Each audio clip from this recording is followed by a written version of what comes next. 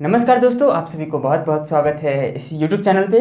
और आज के वीडियो में हम बात करने वाले हैं लीवर के बारे में। लीवर के बारे में कंप्लीट इन्फॉर्मेशन इस वीडियो में होगा। इस वीडियो में हम समझेंगे कि लीवर हमारे डाइजेस्टिव सिस्टम में किस तरह से मदद करता है, उस लीवर में क्या क्या होता है, किस चीज़ से बना रहता है, लीवर के कितने लोब होते हैं, लीवर क्या काम करता है, लीवर किस चीज़ का सेक्रेशन करता है, इन सब चीज़ों के बारे में इस वीडियो में हम कंप्लीट देखने वाले हैं। तो इस वीडियो को समझना स्टार्ट करते हैं। देखिए, यहाँ पर ये जो स्ट्रक्चर हमको दिख रहा है, ये है हमारे बॉडी का लीवर, है ना। इसी का नाम होता है लीवर।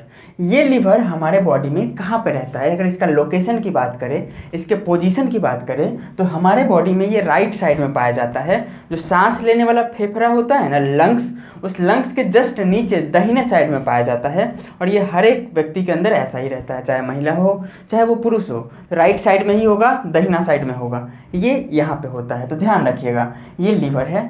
अगर इसका वेट की बात करें तो ये हमारे बॉडी का 2% भाग ऑक्यूपाई करता है, यानी कि इसका वेट हो जाता है 1.2 से लेके 1.5 kg के आसपास। यानी कि इसका मतलब सिंपल हो गया, ये 1.5 किलो के आसपास, 1.5 kg के आसपास इसका वजन होगा। अब हम बात करते हैं कि ये लीवर जो है हमारे बॉडी का सबसे बड़ा ग्लैंड है। ये लीवर हमारे बॉडी का सबसे बड़ा ग्लैंड है, ग्रंथि है, सबसे बड़ी ग्रंथि। The largest gland of our body is called liver. तो लीवर को हमारे बॉडी का सबसे बड़ा ग्लैंड कहा जाता है। ध्यान रखिएगा, यहाँ पर बच्चे बहुत ज़्यादा कंफ्यूज कर जाते हैं कि शरीर का सबसे बड़ा ऑर्गन कोई पूछेगा तो सबसे बड़ा ऑर्गन हो जाएगा, है ना, ये स्किन होता है। ध्यान रखिएगा,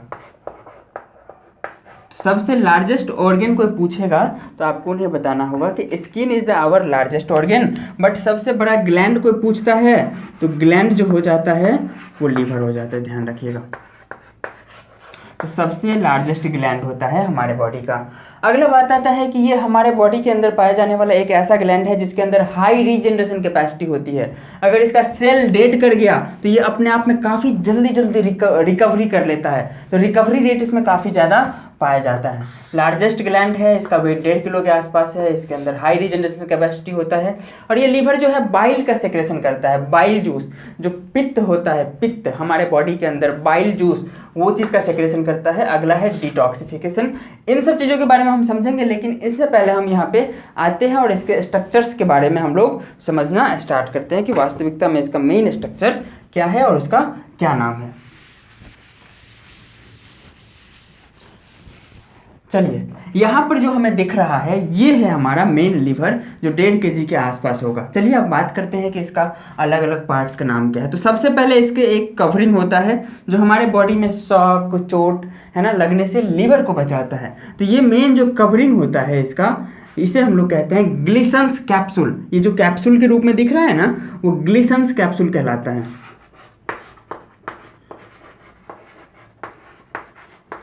गिल्सन्स कैप्सूल, ठीक ना। तो ये चीज़ होता है। दूसरी बात कर रहे हैं, देखिए ये एक सेपेटम होता है जो लीवर को 2 पार्ट में बांट देता है।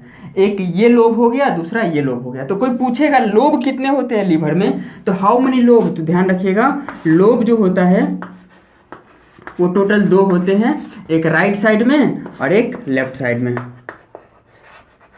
और दूसरा लेफ्ट हो जाएगा। तो ध्यान रखिएगा, तो ये राइट लोब है, इसे हम लोग राइट कहेंगे, और ये है लेफ्ट लोब। इसे हम लोग कैसे पता करते हैं, तो ध्यान से देखिएगा, ये अगर किसी व्यक्ति के अंदर का लीवर होगा तो ये इसी रूप में पाया जाएगा और उस व्यक्ति का राइट साइड ये होगा, इसीलिए ये जो पार्ट है वो राइट साइड होगा, तो राइट लोब कहेंगे, और ये हो जाएगा लेफ्ट लोब। तो ये है राइट लोब और ये होगा लेफ्ट लोब। अब यहाँ पर हम बात को समझते हैं कि यहाँ से दोनों से निकलता है कुछ पाइप के जैसा स्ट्रक्चर। इस पाइप को हम लोग डक्ट कहते हैं, इस पाइप को हम लोग डक्ट कहते हैं, DUCT। तो ध्यान रखिएगा, इस पाइप को कहा जाता है डक्ट। और लीवर के लिए हम लोग हिपैटिक वर्ड का यूज करते हैं, हिपैटिक, है ना। तो हिपैटिक शब्द का इस्तेमाल करते हैं। तो ये जो डक्ट जो लीवर से निकल रहा है, इस दोनों डक्ट को हम लोग, ये भी और ये भी, दोनों को अगर हमें साथ में कहना हो तो इसे कहेंगे हिपैटिक डक्ट। है ना, तो इसे कहा जाएगा हेपेटिक डक्ट। तो ये बातें आपको समझ में आ गया। तो देखिए राइट साइड से निकलने वाला डक्ट और लेफ्ट साइड से निकलने वाला डक्ट दोनों को हेपेटिक डक्ट कहेंगे, लेकिन आगे जाकर वो कॉमन डक्ट में बदल जाता है, तो ये कहलाता है कॉमन हेपेटिक डक्ट। ध्यान रखिएगा, ये कहलाएगा कॉमन हेपेटिक डक्ट।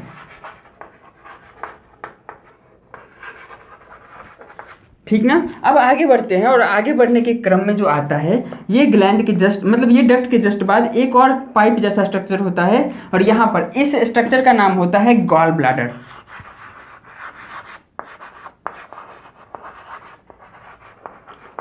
सबका काम हम समझेंगे। देखिए लीवर का मेन काम होता है बाइल को सेक्रेट करना, बाइल को बनाना, और ये हमेशा बाइल बनाते ही रहता है, 24 घंटा बनाएगा ही। अब ये 24 घंटा बनाएगा तो क्या हमारे इंटेस्टाइन में भोजन 24 घंटा आता है? क्या हम हमेशा खाते रहते हैं? नहीं। तो यहाँ पर ये पाइप इधर से बंद रहता है, यहाँ पे बंद रहेगा, तो देखिए जितना भी निकला सारा का सारा इधर आएगा और पूरा बैक फ्लो होके इसके अंदर जाके भर जाता है। और ये गॉल ब्लैडर का काम होता है स्टोरेज ऑफ बाइल, ये बाइल को स्टोर करेगा इसके अंदर, और इसके अंदर जो भी वाटर का अमाउंट रहेगा उसको सोखते रहेगा, तो कॉन्सेंट्रेट करने का काम होता है।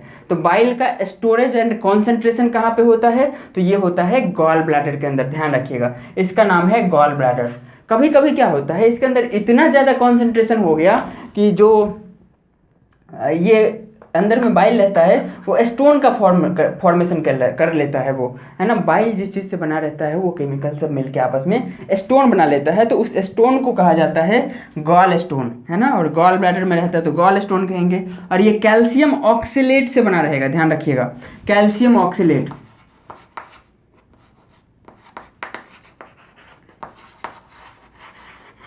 कैल्शियम ऑक्सीलेट से गॉल स्टोन होता है, ध्यान रखिएगा।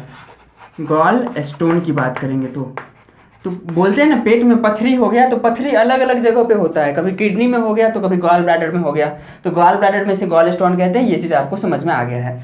देखिए गॉल ब्लैडर के पास भी एक नली है, इस पाइप का नाम होता है सिस्टिक डक्ट। इसका अगर नाम देना चाहे हम लोग, है ना, तो ये कहलाएगा सिस्टिक डक्ट। यहाँ पे लिखते हैं सिस्टिक डक्ट, है ना। तो ये हो गया सिस्टिक डक्ट। लेकिन अब ध्यान से समझिएगा, तीनों का कॉमन यहाँ पे निकल रहा है ना, कॉमन पाइप ये निकल रहा है, और इस कॉमन पाइप को कहा जाएगा, इस कॉमन पाइप को कहा जाएगा, अलग नाम से पुकारेंगे, और उसका अलग जो नाम हो जाएगा वो हो जाएगा common bile duct, common bile duct. तो ध्यान रखिएगा, कॉमन बाइल डक्ट में आ जाता है हेपेटिक डक्ट, और प्लस में सिस्टिक डक्ट जब आपस में मिल जाएगा तो उसे हम लोग कॉमन बाइल डक्ट कहते हैं। ये गॉल ब्लैडर है, ये लीवर का अलग अलग लोब होता है। लीवर के सबसे ऊपर वाले लोब को हम लोग ग्लिसन्स, ऊपर वाले कैप्सूल लेयर को हम लोग ग्लिसन्स कैप्सूल कहते हैं। 2 लोब होते हैं लीवर में, ध्यान रखिएगा। अभी जस्ट हमने बात किया था कि बॉडी का सबसे लार्जेस्ट ग्लैंड होता है, इसमें हाई रीजनरेशन कैपेसिटी होता है। लीवर के पास हाई रीजनरेशन कैपेसिटी होता है, इसका मतलब ये होता है कि अगर लीवर का सेल डेड कर जाता है तो वो अपने आप में खुद से ही जल्दी रिकवर कर लेता है, बना लेता है दूसरे ऑर्गन्स के अपेक्षा में। अब बात करते हैं कि लीवर काम क्या करता है। तो मेन काम होता है लीवर का, हमारे बॉडी के अंदर अलग अलग काम होता है। जैसे आप लोग इसे नोट कर ले तो मिटा दे, यस। चलिए अब हम बात कर लेते हैं function of liver. Function of liver,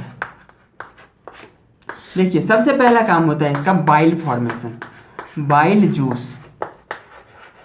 तो बाइल जूस को बनाने का काम करता है लीवर।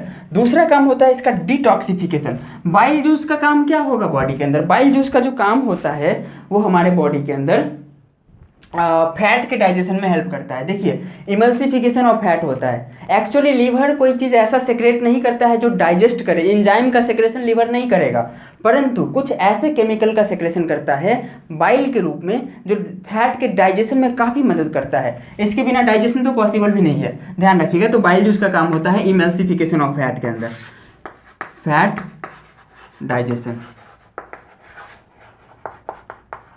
ध्यान रखिएगा, उसमें वो हेल्प करेगा और कुछ नहीं। चलिए आगे बात करते हैं। दूसरे नंबर पे आता है डिटॉक्सिफिकेशन।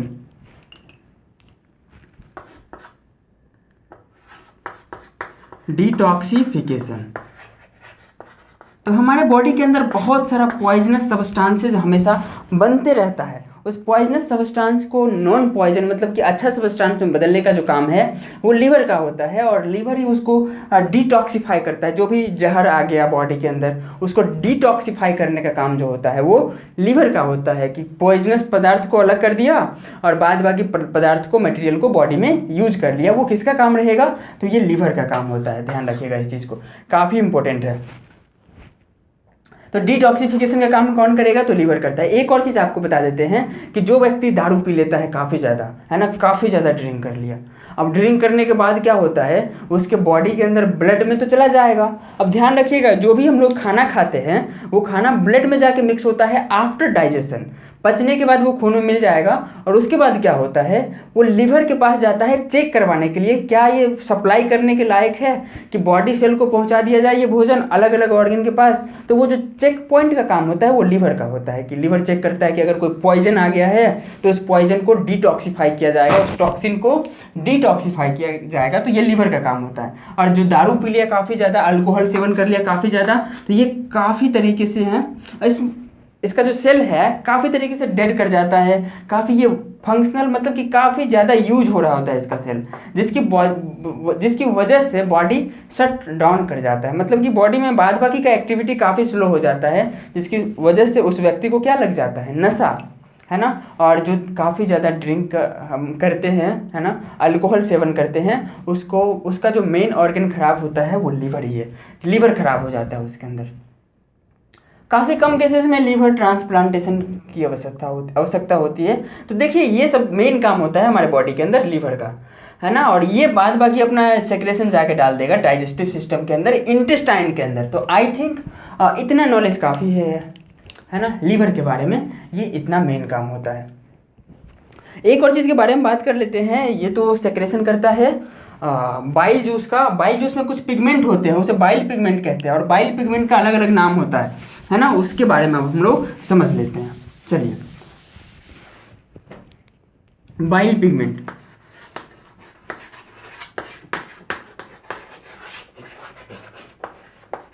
बाइल पिगमेंट दो तरह का होता है, ध्यान रखिएगा, अलग अलग होता है बाइल पिगमेंट। पहला का नाम होता है बिलीरुबिन और दूसरा का नाम होता है बिलीवर्डिन।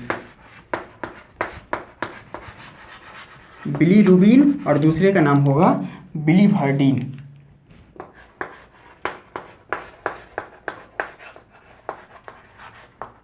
ध्यान रखिएगा, बिलीरुबिन का जो कलर होता है वो येलो होता है, ये येलो कलर का होता है, और ये ग्रीन कलर का होता है। बिलीवर्डिन ग्रीन कलर का होता है।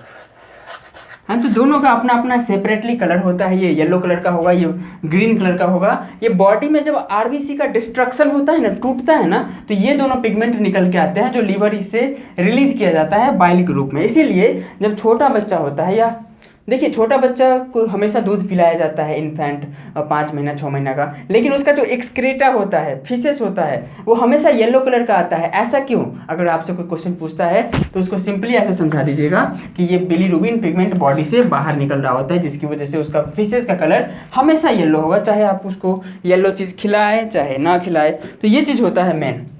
अब हम बात करते हैं लीवर के अंदर कुछ बीमारी भी होती है क्या?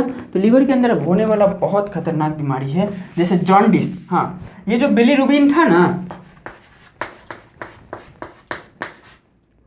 ये बिलीरुबिन जो था ना, ये येलो कलर का था, और बॉडी के अंदर जब बहुत ज़्यादा अमाउंट में ये हो जाता है तो हमारे स्किन के अंदर जाके डिपॉजिट होता है, पूरा स्किन के अंदर डिपॉजिट हो जाएगा।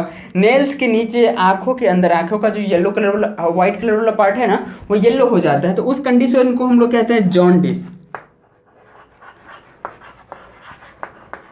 जॉन्डिस के कारण होता है लीवर खराब हो जाता है, लीवर डैमेज होता है, तभी ये बाइल पिगमेंट ज़्यादा रिलीज होगा और उसकी वजह से जॉन्डिस हो जाता है। इसका ये क्योरेबल डिजीज होता है और जल्दी ठीक भी हो जाता है इलाज कराने पे। अब हम बात करते हैं, एक और डिजीज होता है, उसका नाम होता है हेपेटाइटिस। हेपेटाइटिस को भी अब हम थोड़ा सा समझ लेते हैं। चलिए, अब हम लोग समझते हैं हेपेटाइटिस के बारे में।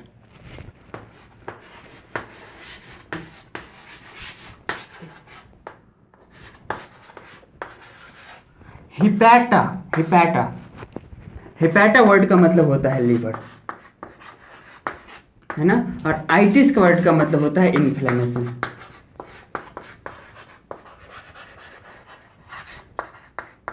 है ना। तो हेपेटाइटिस में होता क्या है एक्चुअली, तो उसमें भी लीवर डैमेज होता है। और हेपेटाइटिस की बात करें तो ये टोटल 5 प्रकार का होगा, hepatitis A, hepatitis B, C, D और ई, ये 5 तरह का होता है हेपेटाइटिस अलग अलग, है ना। आप लोगों को वैक्सीन भी लगा होगा हेपेटाइटिस ए, बी, सी का, ये सब का वैक्सीन भी लगता है। तो ध्यान रखिएगा, ये 5 वायरस के कारण होने वाला डिजीज है सारा का सारा, है ना। तो ये वायरस के कारण होने वाला डिजीज है। हेपेटाइटिस ए वायरस से होगा, हेपेटाइटिस बी वायरस से होगा। इसी तरह से जो भी ये नाम के आगे लगा हुआ है, बस हेपेटाइटिस के आगे नाम लगा दिया ए, बी, सी, डी, तो वो वायरस का नाम हो जाता है ना। तो ये चीज़ सारा वायरस के कारण होने वाला होता है। सबसे खतरनाक कौन सा है, तो सबसे खतरनाक ये वाला होता है, ये, है ना। इसमें व्यक्ति की जान भी चली जाती है। ध्यान रखिएगा, ये सेक्सुअल कॉन्टैक्ट के द्वारा ज़्यादा फैलता है,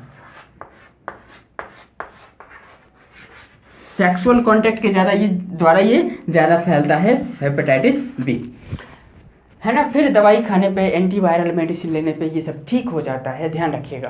चलिए आज की वीडियो को हम यहीं पे ख़त्म करना चाहेंगे और हम आपसे मिलते हैं अगले वीडियो के दौरान, है ना। और अगला वीडियो में हम लोग पेनक्रियास के बारे में पढ़ने वाले हैं। तब तक अगर आपने इस वीडियो को यहाँ तक आके देखा है तो आप सभी को बहुत बहुत धन्यवाद। हम आपसे मिलते हैं नेक्स्ट वीडियो के दौरान, तब तक अपना आप ख्याल रखिए।